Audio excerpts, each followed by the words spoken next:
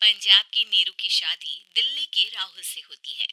दिल्ली कितना बड़ा शहर है ना, लेकिन आप लोगों का घर तो बहुत छोटा है। हमारे पंजाब में तो ये बड़े बड़े घर होते हैं कि मजा ही आ जाता है। कोई बात नहीं नीरू, मैं भी तुम्हारे लिए बहुत बड़ा मकान बनाऊंगा, बहुत जल्दी। नीरू के पिता जहाँ पंजाब के जाने माने व्यापारी थे, वहीं उसका पति राहुल दिल्ली में एक सिंपल नौकरी करता था। माँ, यहाँ तो घी मक्खन इतना महंगा है कि क्या बताऊं। मैं तो तरस ही जाती हूँ घी खाने के लिए। नीरू की माँ को ये सुनकर बहुत दुख होता है। मेरी बेटी को घी नसीब नहीं हो रहा है और ये बहू यहाँ बैठकर घी में शक्कर डाल रही है। देख वनीता, मैं साफ कह रही हूँ, इस घर में जितना घी आएगा उतना ही मेरी बेटी के घर दिल्ली भी जाएगा। अरे, ये क्या बात होती है माँ जी? बेटी का उतना ही करो जो अच्छा लगे। अब क्या मायके से घी और मक्खन तक की सप्लाई करोगी आप? हाँ, मेरी बेटी किसी चीज को तरसे मुझसे बर्दाश्त नहीं होता। अब क्या था, नीरू के मायके में 2 किलो घी आता तो 2 किलो दिल्ली जाता नीरू के पास। एक दिन, माँ, बड़ी गर्मी पड़ती है दिल्ली में। इस घर में तो एक ही एसी है, और वो भी ड्राइंग रूम में। सारा परिवार एक ही कमरे में सोता है। हाँ बेटा, वो तो हर घर की कहानी है। यहाँ भी एक ही एसी है। अरे बिल इतना आता है कि क्या बोलूं। तभी वहाँ राकेश आ जाता है। माँ, थोड़ी देर में यहाँ कुछ प्लम्बर आएंगे मेरे कमरे में एसी लगाने। जरा ध्यान से लगवा देना ना माँ। ओए, ऐसे कैसे तेरे कमरे में एसी लगेगा? हाँ राकेश, एक बार बात तो कर लेता। अरे पापा, वो वनिता को गर्मी में नींद नहीं आती। ड्राइंग रूम में सबके साथ सोने में वो अनकंफर्टेबल है, इसलिए। अरे पूरे परिवार के साथ वहाँ तेरी बहन नीरू भी तो सोती है। वो नहीं हो रही क्या अनकंफर्टेबल? समझ रहा है ना? अगर एसी लगेगा तो एक दिल्ली में तेरी बहन के कमरे में भी लगेगा, तभी तू लगा सकेगा। राकेश वनिता को सारी बात बताता है। वनिता करती भी क्या, मन मार कर बैठ जाती है। माँ, ये लोग ठीक नहीं है, क्या करूं मैं? अरे बेटी, यहाँ आ जा तू, यहाँ आकर रह ले। अरे छोड़ दे ऐसे पति को। कैसे छोड़ दूं माँ? समाज क्या कहेगा, लोग क्या कहेंगे? वैसे भी मेरा एक बेटा है मयंक। अरे हटा बेटा, तेरी उम्र ही क्या है? इतनी परेशान रहेगी तो काम कैसे चलेगा? खैर, बात आई गई हो जाती है। माँ को लगता है कि नीरू ठीक है, तो वहीं नीरू के मन में एक ही लाइन चल रही होती है, यहाँ आजा। माँ ने तो बोल ही दिया है कि यहाँ आजा। बस मयंक थोड़ा सा बड़ा हो जाए, इन गरीबों को छोड़कर मैं वापस माँ के पास ही चली जाऊंगी। वो इसी सोच में बाजार में चल रही थी कि मैम, आपका दुपट्टा जमीन को छू रहा है। नीरू जैसे ही उस लड़के की तरफ देखती है, देखती ही रह जाती है। हाय रे, कितना सुंदर लड़का है ये। अब क्या हुआ? मैंने कहा आपका दुपट्टा। तो खुद ही उठाकर दे दो ना। लड़का समझ जाता है कि नीरू उस पर फिदा हो चुकी है। वो उससे उसका नंबर लेकर चला जाता है। अब क्या था, नीरू और रोहित में लगातार बातें होने लगती है। मैं हरियाणा का रहने वाला हूँ, यहाँ एक बड़ी कंपनी का मैनेजर हूँ। अच्छा, और कितने बच्चे हैं तुम्हारे? बच्चे? अरे मेरी तो शादी भी नहीं हुई है। तुम बताओ, शादी करोगी? नीरू शर्मा जाती है। अब लेकिन मैं तो पहले से ही शादीशुदा हूँ। मुझे फर्क नहीं पड़ता, बस तुम शादी कर लो, भाग चलते हैं। बहुत पैसे वाला हूँ मैं, हमेशा खुश रखूंगा तुम्हें। नीरू रोहित से मिलकर सारा प्लान बना लेती है और फिर एक दिन घर से भाग जाती है। दोनों शादी कर लेते हैं। शादी के बाद क्या बात है नीरू, तुम्हें परेशान सा देखता हूँ, सब ठीक तो है ना? हाँ हाँ, सब ठीक है।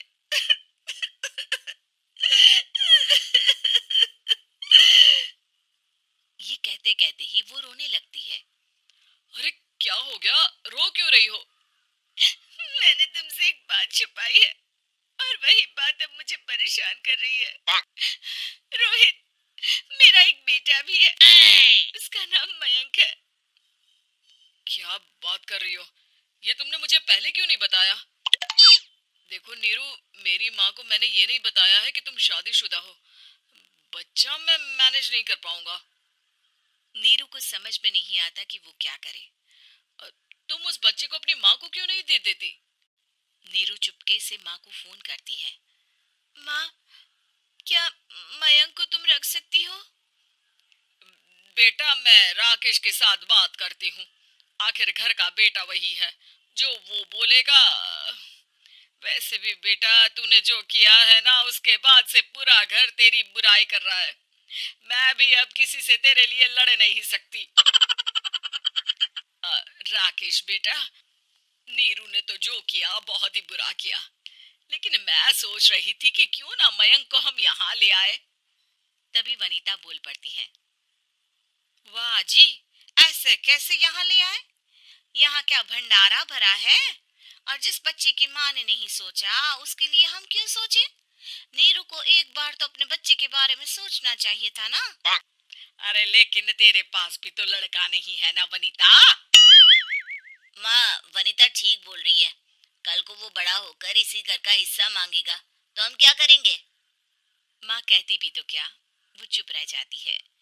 वहीं नीरू का पहला पति कहता है। माँ, अगर आज भी वो वापस आ जाए तो मैं उसे माफ कर दूंगा। बेटा, गरीबी चीज ही ऐसी है, क्या करेगा? तू तो अब मयंक का सोच। वो बेचारा तो बिना माँ का हो गया।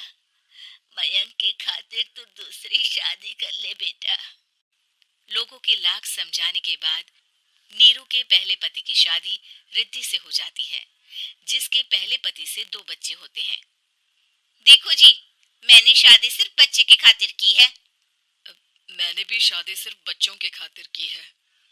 वहीं नीरू के दूसरे पति के मन में ये बात घर कर जाती है कि नीरू एक मासूम बच्चे को उसके खातिर छोड़ कर आई है। अब देखो नीरू, मुझे लगता है कि जो औरत अपनी कोख का बच्चा छोड़ सकती है, वो तो कुछ भी कर सकती है। कल को तुम्हें मुझसे अच्छा कोई मिल गया तो तुम तो मुझे भी बाय बाय कर दोगी ना।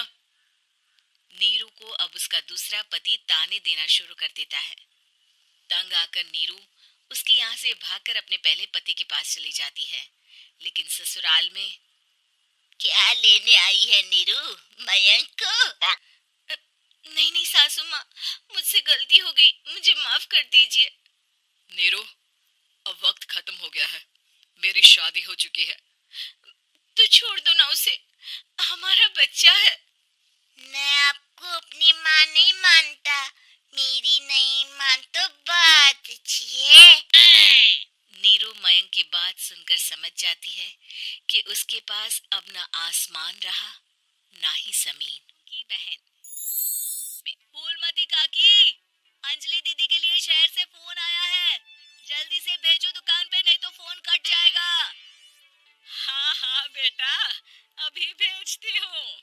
अंजलि बेटा, तेरे लिए शहर से फोन है। सब काम छोड़ के जल्दी जाके सुन ले, नहीं तो फोन कट जाएगा। हाँ माँ, अभी जाती हूँ। जरूर मीनाक्षी दीदी का फोन आया होगा। हाय अंजलि। नमस्ते दीदी, मेरा मतलब हाय, कैसी हो आप? यहाँ तो सब ठीक है। मामा मामी कैसे हैं? तू कैसी है? मेरे तो एग्जाम्स होने वाले हैं। हर रोज कॉलेज जाना पड़ता है। Lectures, extra classes, private coaching. ओ, मैं तो इतना थक जाती हूँ, क्या बताऊँ। आपकी कॉलेज वाली बहन जी आपको इतना पढ़ाती हैं, तो घर कब जाती हैं आप दीदी? अरे नहीं नहीं, ये सब सिर्फ मेरी प्रोफेसर नहीं पढ़ाती। मैं अलग से दूसरे टीचर्स के पास भी पढ़ने जाती हूँ। दीदी, फिर तो आप बहुत थक जाती होगी ना। आप ना पैदल मत जाया करो, टांगा ले लिया करो दीदी। नहीं मेरी भोली बहन, ना मैं पैदल जाती हूँ, ना ही यहाँ टांगा मिलता है। मैं बस से जाती हूँ और थोड़ी दूरी के लिए रिक्शा ले लेती हूँ। सच्ची? वहाँ पर टांगे नहीं, बस चलती है? वाह, वो भी हर रोज? हमारे गांव में भी बस आती है, दिन में 2 बार। यही तो खास बात है शहर की। यहाँ बसें पूरा दिन दौड़ती हैं सड़कों पर। और सिर्फ बसें ही नहीं, कार, स्कूटर और ट्रक भी। और तो और थोड़ी दूरी पर तो हवाई जहाज भी है, जहाँ से हवाई जहाज आसमान में उड़ते हैं। हम्म, अच्छा दीदी, मैं फोन रखती हूँ। बुआ जी फूफा जी को मेरा नमस्ते कहना, हाँ। माँ, हम लोग शहर में क्यों नहीं रहते? बुआ जी फूफा जी और मीनाक्षी दीदी तो शहर में ही रहते हैं। अरे क्योंकि तेरे बुआ जी की शादी शहर में हुई थी, इसलिए बेटा। शादी से पहले वो भी तेरे पापा और दादा दादी के साथ गांव में ही रहती थी। तो फिर माँ, मुझे शहर भेज दो ना, मैं भी शहर देखना चाहती हूँ। इतनी बार मीनाक्षी दीदी से शहर के बारे में सुन चुकी हूँ, अब मैं भी वहाँ जाकर देखना चाहती हूँ। बस आप मुझे शहर भेज दो। ठीक है, इस बार गर्मियों की छुट्टियों में कुछ दिन रह आना शहर, अपनी बुआ के घर। अब तो खुश ना? हाँ माँ, बहुत खुश। आप देखना, मैं शहर जाके कितने मजे करती हूँ। अंजलि अगले दिन स्कूल जाती है और वहाँ अपने सारे दोस्तों को अपने शहर जाने की बात बताकर चिढ़ाती है। अरे श्रद्धा, शीतल, सरोज, तुम लोग इन गर्मियों की छुट्टियों में कहाँ जा रही हो? एकादशी वाले गांव के मेले में। हम तो दूसरे गांव में नानी के घर जाएंगे। उनका घर नहर के किनारे है, बड़ा मजा आएगा। हम इस बार कहीं नहीं जा रहे, बल्कि हमारे घर में रहने के लिए मेहमान आएंगे। और तू? अरे मेरा क्या है, मैं तो बस पास वाले शहर जा रही हूँ, अपनी बुआ जी के घर। वहीं रहूंगी कुछ दिन। तुम लोग चिंता मत करना, मैं चिट्ठी लिखूंगी तुम सबको वहां से। पापा, पापा मुझे तो चक्कर आ रहे हैं, जी घबरा रहा है। बेटा शहर आने की जिद भी तो तूने ही की थी। अब पहली बार बस में चढ़ी है तो यही होना था। भुगतो अब। अरे मामा जी, अंजलि, आप लोग आने से पहले बता तो देते, मैं लेने आ जाती बस स्टैंड तक। आओ आओ भैया, आओ बेटी अंजलि। माँ बुआ जी कैसे हैं वहाँ? और भाभी कैसी हैं? सब ठीक है, बस अंजलि जिद कर रही थी कुछ दिन आप लोगों के साथ रहने की, सो छोड़ने आ गया।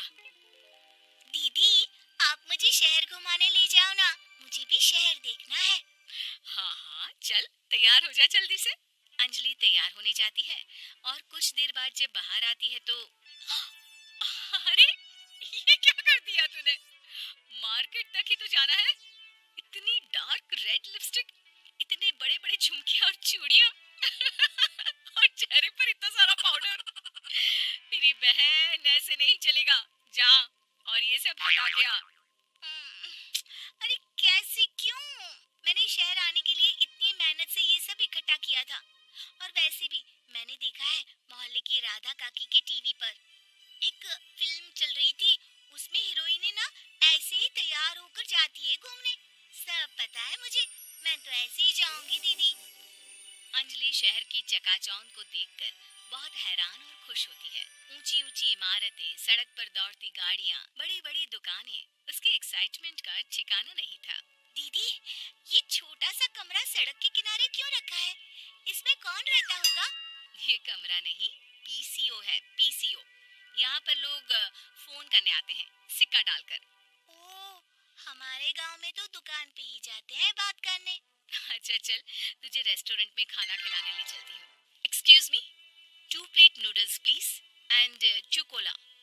मीनाक्षी को ऑर्डर प्लेस करते हुए अंजलि बहुत ध्यान से देखती है और थोड़ी ही देर में ऑर्डर लेकर वेटर आ जाता है और खाना टेबल पर रख देता है। अरे, ये लंबी लंबी सेवइयां खाते कैसे है दीदी? और इसके साथ कोई अचार, प्याज, मूली कुछ भी नहीं दिया, बस ये छोटा सा पेट खुजाने वाला दे दिया है। गांव में तो छोटे छोटे चावल ही होते हैं, जो कि हाथ से ही खा लेती हूँ। अब इसे कैसे खाऊं दीदी? एक्सक्यूज मी, एक चम्मच प्लीज, और लिटिल प्याज, और अचार, और मूली, और एक गिलास मट्ठा, वो बाद में। हाँ, अब ये सब सुनकर आसपास बैठे लोगों को हंसी आ जाती है। मीनाक्षी भी अपनी हंसी किसी तरह रोकने की कोशिश करती है और वेटर मुस्कुराता हुआ वहां से चला जाता है। अंजलि समझ नहीं पाती कि सब किस बात पर हंस रहे थे, लेकिन वो छिप जाती है। दीदी, मुझे लगता है कि मुझे इन सेवइयों को ऐसे ही खा लेना चाहिए, इसी पेट खुजाने वाले कांटे के साथ। एक काम कर, तू मुझे खाते देख। जैसे मैं खाऊं तो भी वैसे ही खा ले। ठीक है दीदी। अंजलि खाते खाते नूडल्स में सिरका ज्यादा डाल देती है। फिर ऊपर से नमक दानी से खेलते हुए काफी नमक भी अनजाने में छिड़क लेती है। अरे ये क्या क्या खा लिया? अरे हाय हाय, कितना कड़वा है। पानी, पानी, ये काला शरबत ही पी लेती हूँ। और जल्दबाजी में अंजलि जल्दी जल्दी कोला पी लेती है, जिससे उसके नाक में झंझनाहट होती है। दीदी, मुझे ले चलो यहाँ से। मैं ये सब शहरी खाना नहीं खा सकती। अब शर्म के मारे मीनाक्षी अपनी बहन को वापस घर ले जाती है और कहती है कि देख अंजलि, माना कि शहर और गांव एक दूसरे से बहुत अलग है, लेकिन इसका मतलब ये नहीं कि हमेशा शहर ही बेहतर हो और उस वजह से हमें वो सब करना पड़े जो हम नहीं कर सकते। शहर में सहूलतें तो हैं ही, पर चुनौतियां भी हैं। हम जहाँ भी रहें, हमें कभी अपने आप को कम या ज्यादा नहीं समझना चाहिए। और किसी भी नई जगह में ढलने में समय लगता है, उसके लिए तुम्हें दूसरों की नकल करने की कोई जरूरत नहीं है। बेटा, घूम लिया शहर या अभी और घूमना है? नहीं पापा, मैं अपनी गलती समझ गई हूँ। आप गांव ही ले चलिए मुझे। तो शहर की फैशन डिजाइनर रीतू की शादी गांव के जमींदार शेर सिंह से हो जाती है। लेकिन शहरी कामकाजी रीतू का गांव में मन नहीं लगता। क्या सासू माँ, ये गांव में तो कुछ नहीं है। मेरा दिल ही नहीं लगता यहाँ। क्या करूँ मैं? अरे बेटा, जहाँ पति का कारोबार, बीवी तो वही अच्छी लगती है ना। अब हम लोग इतने पैसे वाले हैं कि गांव में मेरे बेटे लायक लड़की ही नहीं मिली। अरे माँ, मैं तो ये बोल रही हूँ कि क्या करूँ जिससे मेरा थोड़ा दिल लगे। अरे बेटा, मैं भी शहर की थी। यहाँ आकर मैंने गांव में स्कूल खोल लिया। बच्चों को पढ़ाती थी तो मन लग जाता था। तू भी कुछ देख ले जिससे गांव की बहू बेटियों का भला हो जाए और तेरे जमींदार ससुर जी का नाम भी हो जाए। रितु क्या करती? फैशन डिजाइनिंग वाले कपड़ों को गांव की औरतों पर कैसे ट्राई करती। लेकिन एक दिन, अरे क्या बात है डार्लिंग, बड़ी जल्दी उठ गई। और ये हाथ में फेविकॉल और कागज, कहाँ जा रही हो? मैंने सोच लिया है कि मैं अपना फैशन बुटीक खोलूंगी। गांव की औरतों को सजा धजा कर फैशन शो करूंगी और यहाँ की औरतों को भी शहर के फैशन से वाकिफ करवाऊंगी। फैशन और यहाँ की औरतें, अरे इन लोगों को तो बस चूल्हा चौका आता है। खाली समय में एक दूसरे के सर से जुए निकालती हैं या फिर अचार पापड़ बनाती है। इन लोगों के बस की नहीं है फैशन को समझना। लेकिन रीतू मानती नहीं। वो पूरे गांव में पोस्टर चिपका देती है कि किसी को भी नए डिजाइन के कपड़े पहनने का शौक है तो जल्दी जमींदार की बहू से मिले। लेकिन रीतू की दुकान में 2 दिनों तक तो कोई आता ही नहीं। पर एक दिन, अरे कमला, क्या हुआ? क्या देख रही हो? आ, ये पुतला देख रहा है दीदी। क्या दिख रहा है इसमें ऐसा? अब देखो तो दीदी, ये पुतला मेरे जैसा ही है ना, पतला दुबला लंबा। बस मैं काली और ये गोरा। तू ये बता, इस पुतले के कपड़े तुझे कैसे लग रहे हैं? अरे कपड़े तो बहुत ही सुंदर है दीदी, लेकिन तू ना बस कल इसी समय आ जाना और अपने जैसी 2-3 और को भी ले आना। अगले दिन कमला 2 लड़कियों को लेकर आ जाती है। रितु उन लोगों को अपने हाथ के सिले कपड़े पहनाती है और घर भेज देती है। उन लोगों को गांव की दूसरी औरतें भी देखती है। और फिर क्या, अगले दिन रितु जब दुकान खोलती है तो सामने बहुत सी औरतें उसके बनाए डिजाइनर कपड़े पहनने को तैयार खड़ी होती हैं।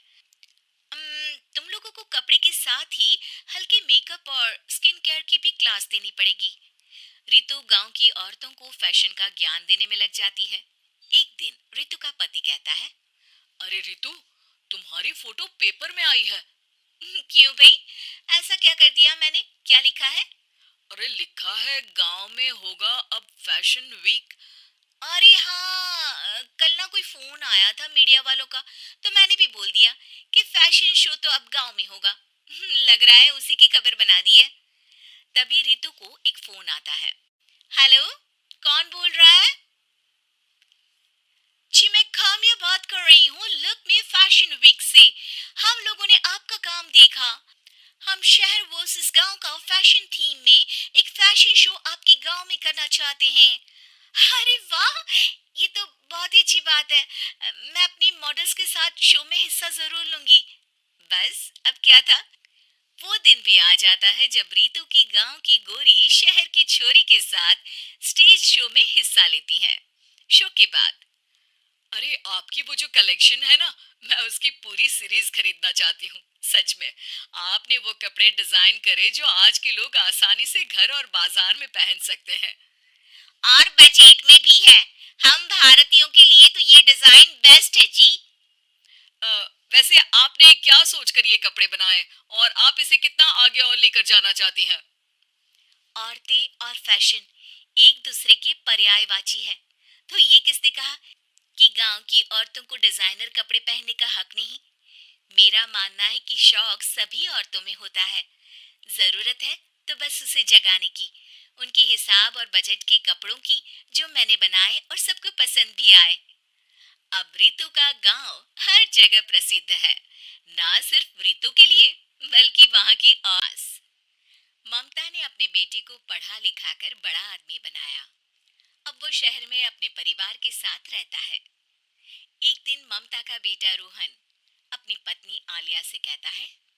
अरे आलिया, सुनो, माँ अब से गांव में नहीं रहेगी। वो हमारे साथ यहीं रहेंगे शहर में। उनका कमरा आज नौकर से बोलकर अच्छे से साफ करवा देना। ओह, आज तो मेरी किटी पार्टी है, फिर मुझे जिम और फिर शॉपिंग।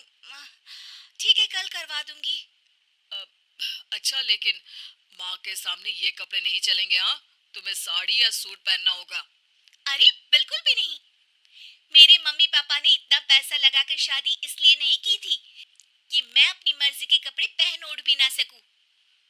अरे चलो, गुस्सा मत हो, लेकिन कुछ दिन तो माँ की खुशी के लिए कर सकती हो ना।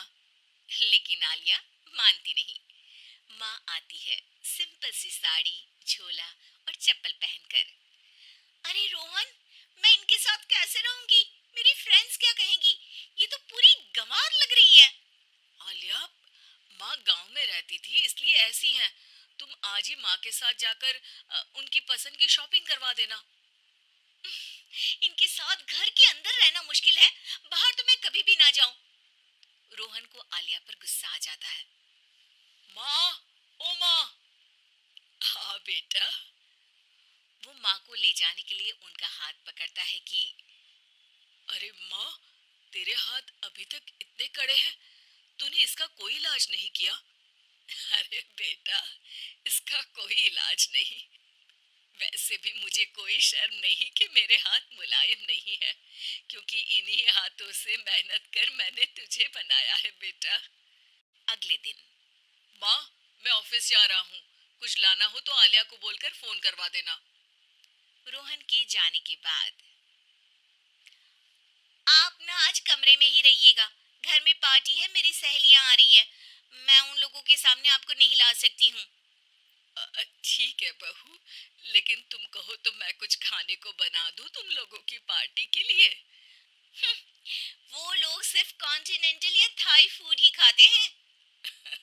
कोई बात नहीं, कभी इंडियन खिलाने वाला कोई मिला नहीं होगा ना। मैं बनाकर कमरे में चली जाऊंगी। जैसे आपकी मर्जी। आलिया के घर उसकी दोस्त आती है, पार्टी होती है। अरे वाह आलिया, ये क्या है खाने में? बड़ा ही स्वादिष्ट है यार, इसकी रेसिपी मुझे चाहिए। हाँ, और ये दाल, ओ माय गॉड, मैंने तो किसी फाइव स्टार में भी ऐसी दाल नहीं खाई है। यार तू कुक को यहाँ बुलाना। अब आलिया घबरा जाती है। हाँ हाँ हाँ, हाँ, क्यों नहीं। माँ जी जरा बाहर आइए। आलिया की सास सिंपल सी साड़ी और गांव के अंदाज में आती है। अरे बहू, क्या हुआ? खाना पसंद नहीं आया क्या? बहू? अरे ये गांव से दिखने वाली औरत तुम्हें बहू क्यों बोल रही है? कौन है ये? अब वो बहू की बात सुनकर बहुत दुखी हो जाती है। वो सर झुकाकर जा ही रही होती है कि एक सहेली बोल पड़ती है। अरे कहाँ जा रही हैं माँ जी? वो उठकर उनके पैर छूती है। जीती रहो बेटा। क्या है ना, आपकी शक्ल बिल्कुल मेरी माँ जैसी है।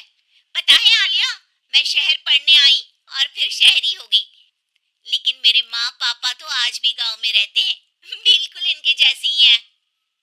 आप यहाँ बैठिए ना आंटी, आप सच में बड़ी खूबसूरत है और आपके हाथ का खाना तो लाजवाब है। काश ये मेरी सास होती। सभी सहेलियां सास को घेर कर बैठ जाती हैं और उनसे खाने की रेसिपी पूछ रही होती है कि तभी घर की बेल बजती है और रोहन आता है। अरे क्या बात है, आज आप लोग हमारे घर में? और ये लोग तो मुझे आलिया से ज्यादा माँ की सहेलियां लग रही हैं। क्या ये आपकी माँ है?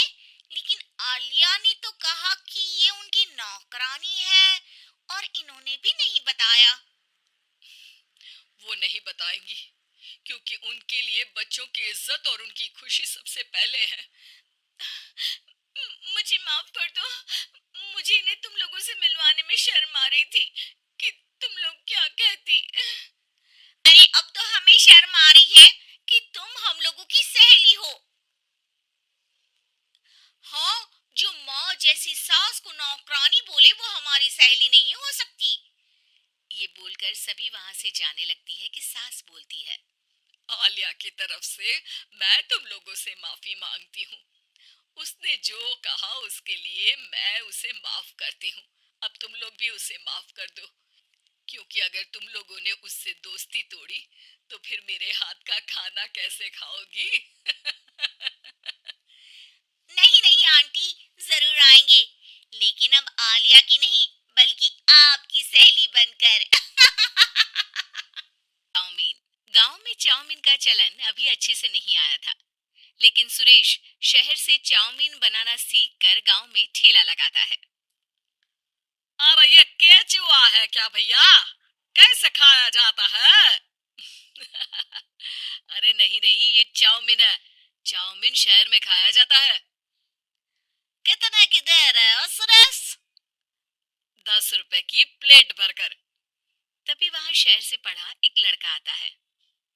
जरा एक प्लेट चाउमीन तो देना। सुरेश उसे चाउमीन देता है।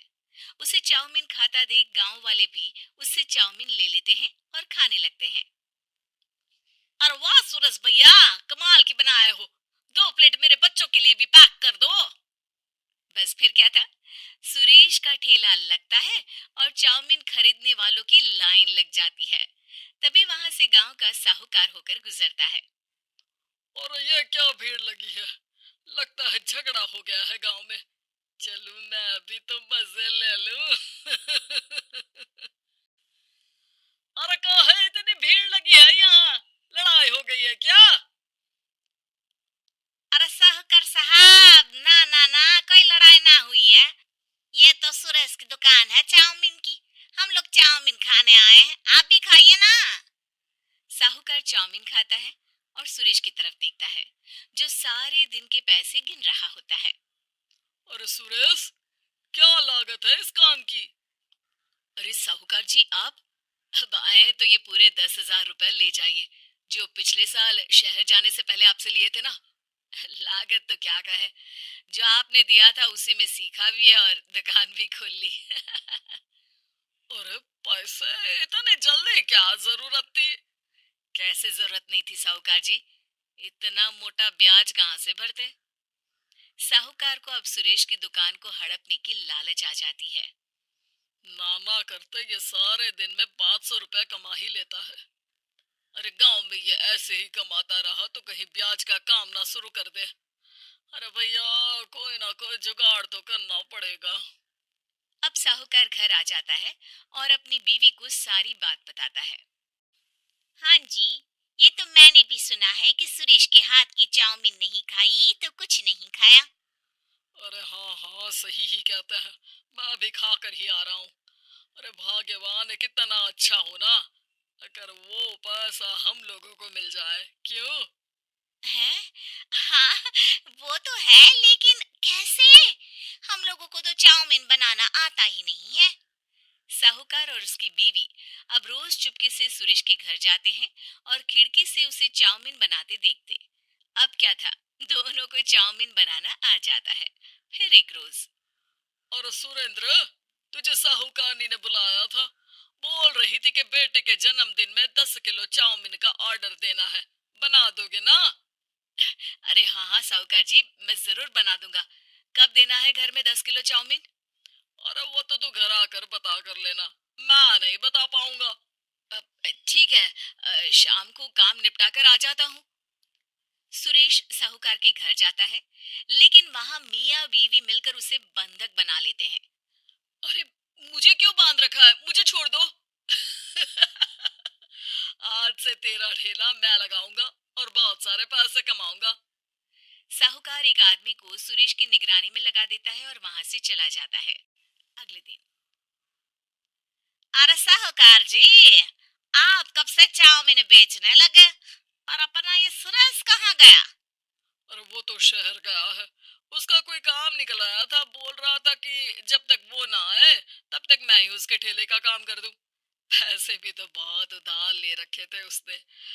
लगता है कर्जा भरने के डर से भाग गया है। अरे पर वो तो बोल रहा था कि उसने सारा कर्जा उतार दिया है, और वो क्यों भागेगा? इतना तो कमा रहा था। अरे मुझे क्या पता। अरे चाउमीन खाना है तो बोलो, नहीं तो भागो यहाँ से। अरे हाँ हाँ, दे दो दे दो। अब तो चाउमीन खाना पूरे गांव के लोगों के लिए आदत ही बन गया है। ना खाओ तो नींद ना आए। हाँ हाँ, तो लो और निकालो 50 रुपए। 50 रुपए क्यों?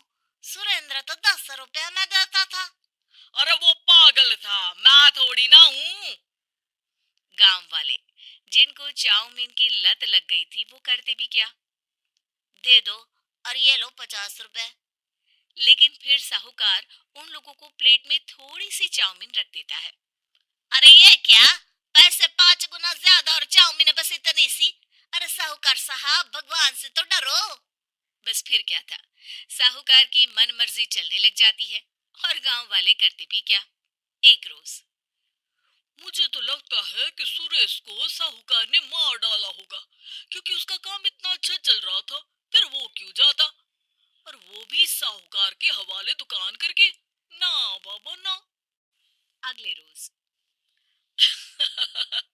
भाग्यवान, देखो तो जरा, ये सुरेश भी ना कितना पागल था। जिस काम से वो ज्यादा पैसे बना सकता था, उससे इतने कम पैसे छाप रहा था। 50 रुपए प्लेट में भी गांव वाले खूब खा रहे हैं चाउमीन। हाँ जी, और जितने में वो लोगों को 10 प्लेट खिलाता था। भर भर कर हम लोग उतने में 20 प्लेट बना रहे हैं, क्यों जी? वहीं सुरेश रोज भगवान से मांगता कि बस एक बार वो किसी तरह वहां से निकलने में कामयाब हो जाए, लेकिन उसकी हर कोशिश नाकामयाब होती। फिर एक दिन, अरे भाग्यवान, ऐसा कुछ करो कि चाउमीन बनाने का खर्चा आधा हो जाए, जिससे हम लोगों को और मुनाफा हो। ना जी, मुझे तो कोई तरकीब ना सूझ रही। अरे सुनो, एक काम करते हैं। चाउमीन बनाने में जो सब्जी लगती है वो मंडी में लेने तुम देर रात चली जाना। तब तक वो सारी सड़ी गली सब्जी जो दुकानदार वहीं फेंक जाते हैं, वो उठा कर ले आना फ्री में। अरे बाजी वाह, आप तो बहुत समझदार हैं जी। बीवी वैसा ही करती है, लेकिन अब लोग चाउमीन खाते तो मुंह बनाकर। फिर एक बार, अरे राम राम राम, ये पेट में दर्द काहे हो रहा है? आई, आई, आई, आई, आई। हाय रे हाय, मेरा भी पेट दर्द के मारे फटा जा रहा है। सभी को शक हो जाता है कि उन लोगों को चाउमीन खाने से ही ये बीमारी हो गई है। वहीं दूसरी तरफ जो आदमी सुरेश की निगरानी कर रहा था, वो सो रहा होता है और मौका देखकर सुरेश वहां से भाग जाता है। सुरेश गांव वालों के पास जाकर उन्हें सब कुछ बता देता है। बस अब क्या था, साहूकार के घर पुलिस पहुंच जाती है। चलो, तुमने गांव के लोगों को खराब सब्जी वाली चाउमीन खिलाकर बीमार किया और सुरेश को बंधक बनाया। तुम्हें इसीलिए हम गिरफ्तार कर रहे हैं। साहूकार को पुलिस ले जाती है और फिर अगले दिन से सुरेश का ठेला गांव के बाजार में लग जाता है, जहां अब पहले से ज्यादा भीड़ होती है।